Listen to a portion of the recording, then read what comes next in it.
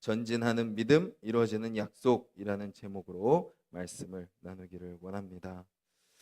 만약에 다시 예수님을 믿지 말라고 한다면 여러분들은 어떠시겠습니까? 지금 이 자리에 계신 분들은 아마 어떤 핍박과 환난이 와도 예수님을 끝까지 믿겠다라고 하시는 분들인 줄 믿습니다. 그런데 우리가 이제 예수님을 안 믿는다면 주일날 좀 푹 쉬셔도 되고요. 이렇게 새벽에 안 일어나셔도 되고, 뭐 내 감정과 내 생각을 절제하면서 남을 섬기지 않아도 되고, 나 하고 싶은 대로 해도 됩니다. 어떻게 이제 예수님 안 믿으시고 예전의 삶으로 돌아가시겠습니까? 우리는 그런 어떤 몸의 쉼, 또 어떤 내 마음과 내 감정대로 하고 나 하고 싶은 대로 하는 삶, 이제 거기로 돌아가기보다 이미 우리는 더 좋은 하나님의 은혜를 맛보며 살아가는 사람들이기 때문에 그런 삶을 우리는 다시 바라고 꿈꾸는 마음이 우리 가운데 없습니다. 세상 사람들이 보기에 교회를 다닌다, 하나님을 믿는다라는 것이 많은 것을 포기하고 희생하고 헌신하고 내려놓고 막 어떤 막 가지 못할 길을 가는 것 같다라고 그들은 생각할지 모르겠지만, 하나님을 믿고 그 안에 내 삶을 맡겨보면 세상이 줄 수 없는 평안, 세상이 줄 수 없는 감사, 또 세상이 줄 수 없는 사랑, 나의 것을 다 주고도, 나의 것을 다 헌신하고도 아깝지 않도록 채워주시는 데 채워지기에 우리는 하나님을 믿고 하나님 안에 살아가게 되는 것이죠.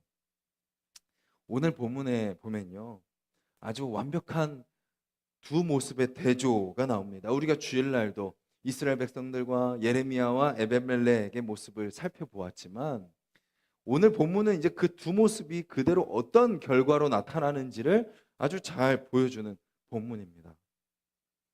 우리가 어제 말씀에서 살펴봤듯이 시드기야가 하나님의 말씀에 대한 궁금한 마음은 있었습니다. 듣고자 하는 마음은 있었습니다. 그런데 어디까지 이르지 않나요? 순종까지 이르지 않는 거죠. 듣지만 그 말씀을 듣고 마음이 움직이는 것 같지만 결단하지 못합니다. 그래서 어떻게 되죠? 오늘 본문을 보면 드디어 그 심판이 이루어집니다. 어떻게 되죠?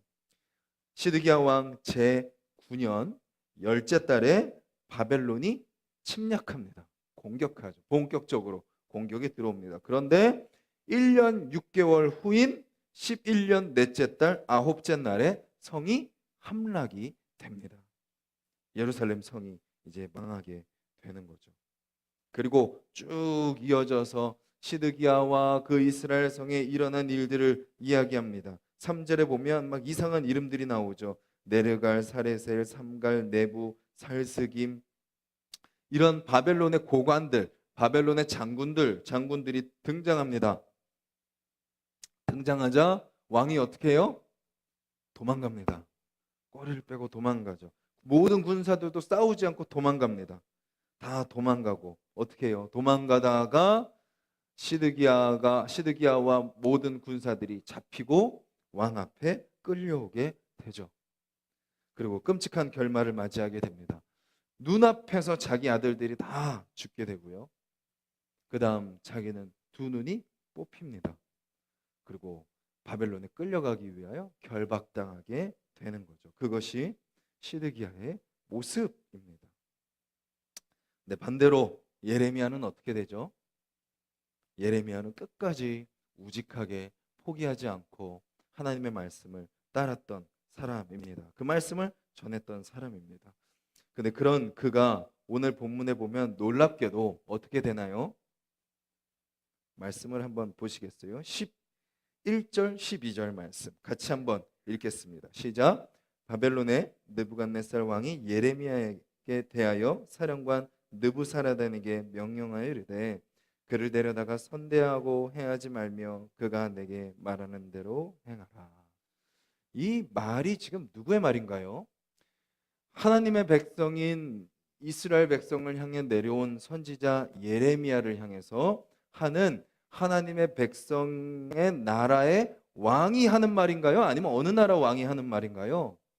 이방 나라의 왕이 예레미야에 대해서 하는 말입니다. 뭐라고 이야기했죠? 그를 데려다가 뭐하라? 선대하라. 뭐 하지 말라? 해하지 말며. 뭐라고 이야기하는 그 다음에 말이 더 놀랍습니다.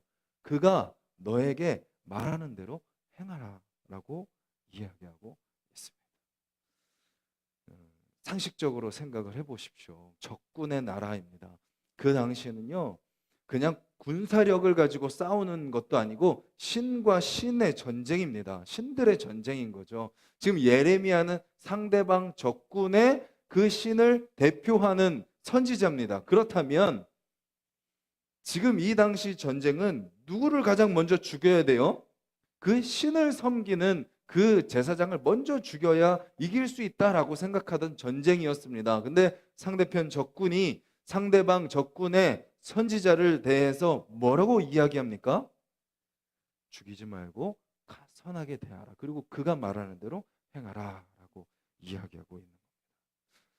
그 말을 듣고 이제 바벨론의 군사령관과 모든 장군들이 다 출동하죠. 다 출동해서 어떻게 해요? 예레미야를 모십니다. 그리고 예레미야가 이야기하는 대로 듣습니다. 그 대우를 받는 예레미야의 마음이 어땠을까요? 자기 나라 왕한테도 받지 못했던 대우를 지금 바벨론 장군들한테, 바벨론 왕에게 그 대우를 받는 예레미야의 마음이 어땠을까요? 하나님은요, 결코 한 지역만의 하나님이 아니고 한 나라만의 하나님이 절대로 아닙니다. 하나님은 우리가 이렇게 예배를 드린다고 해서 우리만의 하나님도 결코 아닙니다. 하나님은 모든 만물을 다스리시는 분이신 거죠. 내 마음을 다스리실 뿐만 아니라 하나님을 믿지 않는 사람들까지도 다스리는 분이십니다. 그리고 때로는 나를 핍박하는 사람들까지도 하나님은 어떻게 하세요? 다스리는 분이십니다. 우리가 살아갈 때 예레미야와 같을 때가 있지 않나요? 하나님을 믿고 따르지만 또 때로는 외롭고 힘들 때가 있죠. 믿는 사람들이 거의 없는 세상 속을 여러분들은 살아가십니다. 근데 그 가운데 내가 복음을 지키고자 발버둥 치고 복음대로 살고자 노력하며 살아가지만 그곳에서 하나님을 모르는 사람들이 더 많기에 시험과 유혹이 더 많이 찾아올 때가 있습니다. 그런데 하나님은 그 모든 순간순간 가운데 또한 믿는 사람들로 하여금 위로하시고 다시 그 마음을 만지시고 다시 또 전혀 예상치 못한 방법으로 세상 속에서 살아계신 하나님을 경험하게 하신다라는 것이 오늘 본문에서 우리에게 알려주는 내용인 것입니다. 그리고 끝까지 그 믿음을 지키고 끝까지 그 복음을 붙들고 끝까지 그 주님이 말씀하신 그 말씀을 순종하며 살아갈 때 결국은 어떻게 하신다고요? 하나님이 응답하시고 갚으시고 회복시키신다라는 것을 알려주고 있는 것이 오늘 본문의 말씀인 거죠. 그리고 뒷부분에 15절부터 18절에 나오는 것은 연대적으로는 먼저 나오는 이야기겠죠. 예레미야가 갇혀 있을 때 하나님이 에벤멜렉에 대한 말씀을 예레미야에게도 동일하게 알려주십니다. 뭐라고 이야기하시나요? 그날에 에벤멜렉의 눈앞에서 약속하신 말씀이 이루어질 것이다. 내가 너를 구원할 것이다. 너가 넘겨지지 않을 것이다. 반드시 너를 구원하고 네가 칼에 죽지 않을 것이고 내가 노략물같이 내 목숨을 얻을 것이다 라고 말씀하고 계시는 것입니다.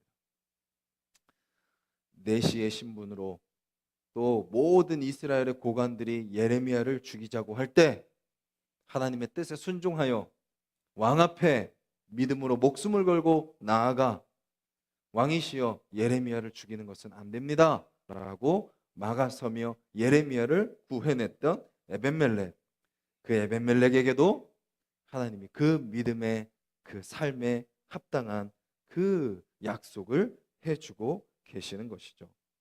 오늘 본문, 구약에 나오는 본문, 시드기야의 모습, 예레미야의 모습, 에벤멜렉의 모습, 이 모습들을 통해서 하나님은 우리에게 무엇을 이야기하고 계실까요? 우리가 너무나도 잘 알고 있는 신약에서 살펴봤던 그 핵심의 내용을 구약에서도 동일하게 보여주고 있는 것이죠. 의인은 무엇으로 말미암아 살리라 라는 것인가요? 믿음으로 말미암아 살리라. 어떤 우리 눈에 보이는 어떤 것을 통해서, 잡히는 무언가를 통해서, 어떤 나의 능력을 통해서 사는 것이 아니라 하나님은 끊임없이 이야기하고 계십니다. 너의 생각과 너의 상황과 너의 어떤 모습으로 사는 것이 아니다.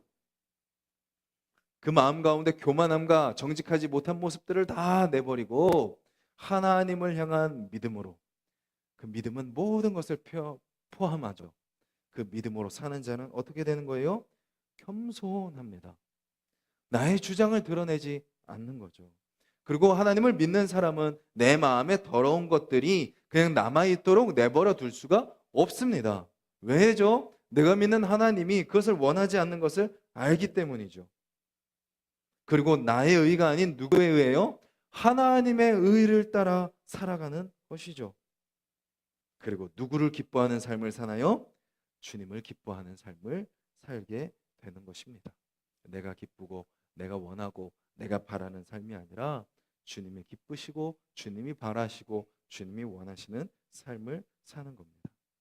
구약성경 하박국 2장 4절, 로마서 1장 17절, 갈라디아서 3장 11절, 히브리서 10장 38절, 구약과 신약 전반에 걸쳐서 하나님은 끊임없이 뭐라고 말씀하세요? 오늘이 예레미야의 이 말씀을 통해서까지도 오직 의인은 믿음으로 말미암아 살리라.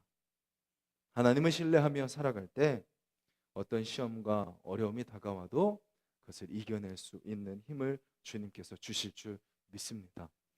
믿음으로 살아갈 때 때로는 내가 불편하고 내가 익숙하지 않고 내가 맞는 모습이 아니고 또 때로는 상대방의 모습이 그런 모습이 아닐지라도 믿음으로 말미암아 살아가는 사람은 그 모든 세상의 거짓도 끊어내고 그 유혹도 뿌리치며 살아갈 수 있을 뿐만 아니라 또 심지어는 그 어떤 연약한 모습, 어떤 죄된 모습까지도 다 어떻게 할 수 있어요? 품어낼 수 있는 사람인 것이죠. 이 양쪽의 균형을 다 이루며 살아가는 겁니다. 왜냐하면 주님이 그렇게 거룩하신 분이실 뿐만 아니라 그렇게 사랑이시기 때문입니다. 그 주님을 믿는다면 그 주님의 거룩함과 그 무한하신 사랑이 우리 가운데도 심어지고 그렇게 우리도 살아가게 하신다는 것이죠. 믿음으로 살아가는 삶, 그 삶으로 오늘 하루 주님은 우리를 부르십니다. 세상에 어떤 시험과 유혹이 다가와도요, 하나님 붙들고 하나님 의지하며 살아가라고 이야기하십니다. 세상을 붙들고자 하는 우리의 또 마음이 있지만, 세상에 어떤 것이 없어서 불안한 마음들이 우리 가운데 있지만 그 마음으로 살지 말라고 하십니다. 내가 너를 붙든다. 내가 너를 구한다. 내가 너를 다시 회복시키실 거다. 예레미야를 바벨론 군대를 통해 선대하시는 그 하나님 바라보시면서 전혀 예상치 못한 방법으로 우리를 회복시키시고 살려가시는 그 주님을 기대하셨으면 좋겠고, 또 동시에 우리의 삶 가운데 그 주님의 성품, 이제 믿음으로 살아가는 사람이라면 주님이 우리에게 약속하신 그 수많은 말씀들 있잖아요. 갈라디아서에 나오는 성령의 열매들, 그런 모습들, 우리 안에 있는 모든 시기와 질투와 어떤 나 자신 중심의 삶을 버리고 누구 중심의 삶을 사는 거예요? 하나님 중심의 삶. 정말 우리 안에 붙들어야 될 한 가지 율법, 사랑하며 살아가는 삶. 그 삶이 믿음으로 살아가는 사람에게 주어진 삶의 모습임을 기억하며 그렇게 오늘 하루 하나님만 의지하고 하나님만 사랑하며 그 사랑을 전하는 우리가 되기를 주님의 이름으로 간절히 소망합니다.